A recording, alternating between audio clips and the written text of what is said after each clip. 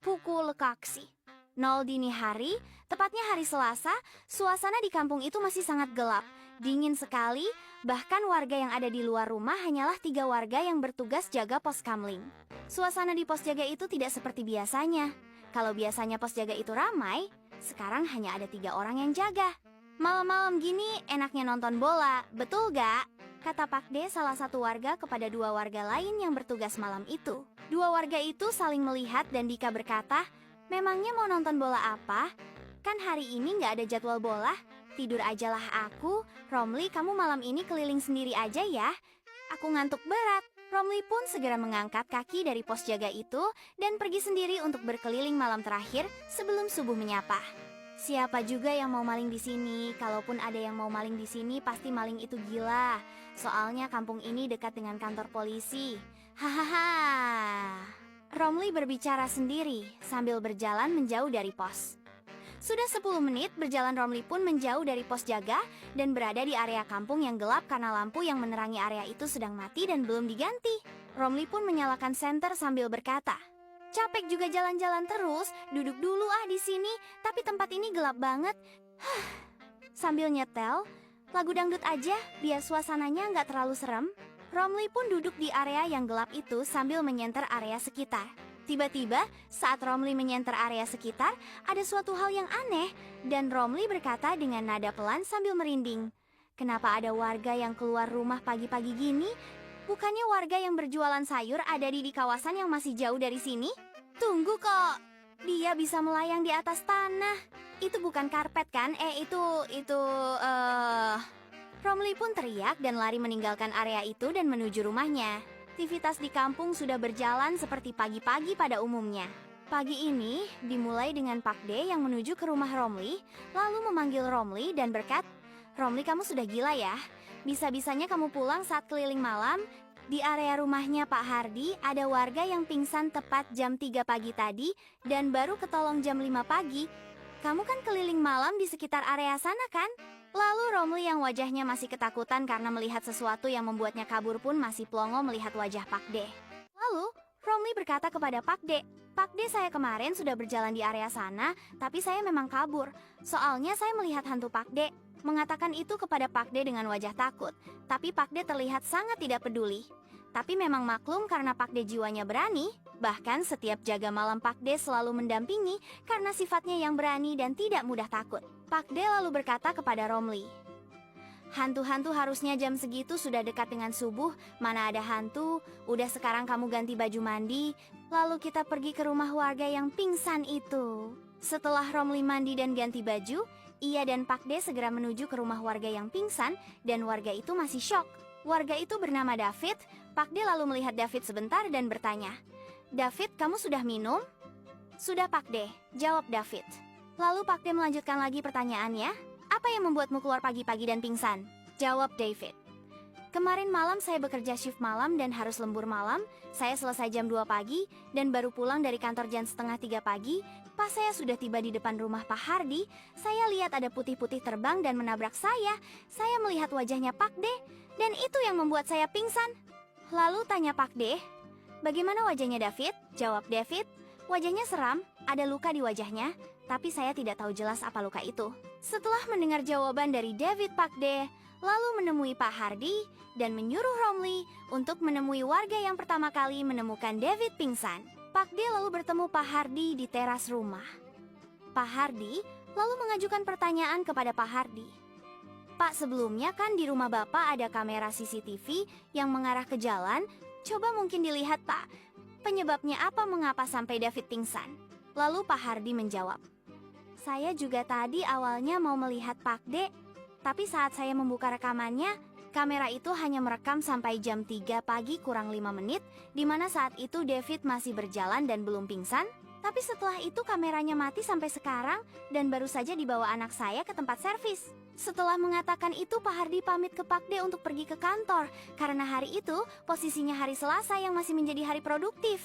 Romli datang ke Pak D dan mengatakan bahwa warga yang pertama kali menemukan Busri dan katanya Busri juga melihat ada orang pakai baju putih, tapi jalannya cepet banget Pak D. Busri juga bilang pada saat lihat David pingsan di jalan wajah David itu lebam. Setelah mendengar itu, Pak De lalu pergi menuju ke rumah Pak RT dan menyuruh Romli untuk mencari informasi ke warga sekitar yang tadi salat subuh dan warga yang keluar rumah. Sekitar jam 3:30. Sesampainya di rumah Pak RT, Pak De pun berbincang-bincang singkat dengan Pak RT. Pak, soal kejadian David pingsan di jalan jam 3 pagi masih belum menemukan jalan terang. David bilang bahwa ia ditabrak sosok berwarna putih. Lalu ibu yang melihat David pertama kali juga mengatakan hal serupa bahwa ibu itu melihat sosok putih. Lalu Pak RT menjawab, saya juga sudah bertanya kepada 2 warga yang memasang kamera di sekitar kawasan itu. Kamera Pak Hardi mati saat terlihat David masih berjalan, sedangkan kamera yang satu ternyata pada saat kejadian juga mati. Jadi tidak ada rekaman jelas soal kejadian ini. Setelah Pak Rute dan Pak D mencoba mencari jalan keluar, Romli datang dan berkata, Pak D, semua orang yang keluar di sekitar jam 3:30 pagi hanya ada 5 warga, dan mereka semua melihat sosok berwarna putih berjalan cepat serta bau melati di sekitar area pemakaman. Area pemakaman kampung memang dekat dengan gang kedua jalan masuk ke area kampung. Selain itu, saat pukul 10 malam sampai pukul 5 pagi memang jalan untuk mengakses kampung hanyalah gang 2. Setelah mendengar perkataan Romli, Pak RT mengumpulkan semua petugas keamanan kampung dan orang muda kampung. Rapat dimulai sekitar jam 2 siang dan pada saat rapat dimulai salah, satu petugas keamanan kampung berkata, soal sosok putih sudah banyak warga melihatnya.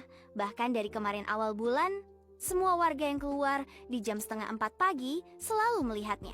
Lalu di pertengahan rapat anak Pak Hardi datang dan berkata, Pak RT, rekaman semalam sudah pulih dan dapat dilihat, tapi gambarnya agak buram di kisaran jam 2:30 pagi sampai 3:30 pagi.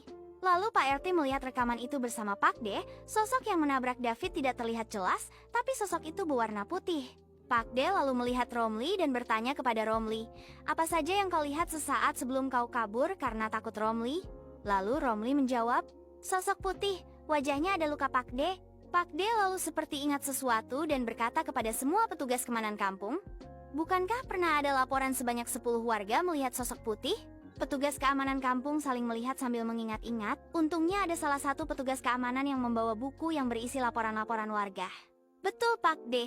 Ada setidaknya 10 laporan bulan kemarin, dan hari ini terdapat sebanyak 20 kali laporan mengatakan bahwa melihat sosok itu di sekitar jam 3:30. Kata salah satu petugas keamanan kampung. 30 menit rapat berlangsung, ada 4 warga datang ke rumah Pak RT dan berkata bahwa Pak RT, petugas penjaga pemakaman kampung, ternyata tidak sadarkan diri. Semuanya kaget dan Pak D bertanya ke 4 warga itu, sudah kalian bawa ke rumah sakit? 4 warga itu terdiam sejenak dan menjawab, sudah Pak D, tapi sepertinya penjaga pemakaman itu sudah tidak sadarkan diri dari berjam-jam lalu, karena memang tadi pagi area pemakaman tidak ada yang membersihkan. Dan penjaga itu ditemukan di area belakang pemakaman dengan dahan pohon di atas badannya. Semua orang yang mendengar itu terkejut, lalu Pak RT memerintahkan penjaga kompleks kampung untuk tetap berada di sini. Sedangkan 5 pemuda kampung dan Pak D ikut Pak RT ke rumah sakit. Setibanya Pak RT menemui keluarga dari penjaga pemakaman yang sudah ada di rumah sakit, pemuda kampung itu lalu disuruh Pak RT untuk membantu mengurus data-data yang diperlukan di rumah sakit. Bapak sudah sadar? Tanya Pak RT kepada keluarga. Lalu anak dari penjaga pemakaman menjawab, belum sadar. Tapi kata dokter kondisinya baik-baik saja, tapi ditemukan lebam di wajah. Lalu Pak D berbicara kepada Pak RT. Bu Sri yang menemukan David pertama kali juga bilang kepada Romli bahwa kepala David terdapat lebam. Pak RT yang mendengar itu masih kebingungan dan tidak lama, kemudian dokter memanggil keluarga dan mengatakan bahwa sudah sadar. Penjaga pemakaman yang masih belum kuat itu lalu mengumpulkan kekuatannya dan berkata, sosok putih itu sepertinya adalah sosok yang tidak tenang. Tadi pagi itu saat sosok itu menabrak saya dan David, sosok itu ternyata menunjukkan detik terakhirnya. Untungnya penjaga pemakaman itu juga memiliki kemampuan khusus sehingga ia sudah tahu apa yang dilakukan sosok itu. Sosok itu memang masih belum bisa dimengerti oleh Pak RT dan Pak D. Penjaga pemakaman itu lalu berkata, tubuh dari sosok itu adalah korban tabrak lari yang disengaja dan sosok itu tidak dimakamkan dengan benar dan baik, sehingga sosok itu selalu mempraktekkan bagaimana detik-detik terakhirnya setiap hari Selasa, di mana itu juga hari sosok itu meninggal, dan jam 3 sampai 3:30 adalah jam di mana sosok itu ditabrak. Sosok itu ditabrak di sekitar lahan kosong yang di mana digunakan sebagai ladang pohon pisang. Pulang dari rumah sakit, Pak D dan Pak RT pun menginstruksikan untuk mencari tubuh dari sosok itu di sekitar lahan pohon pisang pada keesokan harinya. Keesokan harinya, para pemuda kampung dan petugas yang biasanya membantu penjaga pemakaman juga ikut membantu mencari. Kira-kira 1 jam menggali, ditemukan tubuh dari sosok itu. Polisi yang ada di sekitar kampung itu datang dan mengambilnya lalu dilakukan otopsi. Segera setelah itu tubuh itu dimakamkan dengan baik dan penyelidikan dilakukan. Butuh waktu sekitar 3 bulan barulah polisi menemukan siapa pelaku di balik semuanya ini. Pelaku itu dihukum 5 tahun penjara dan sosok itu tidak pernah mengganggu kampung itu lagi.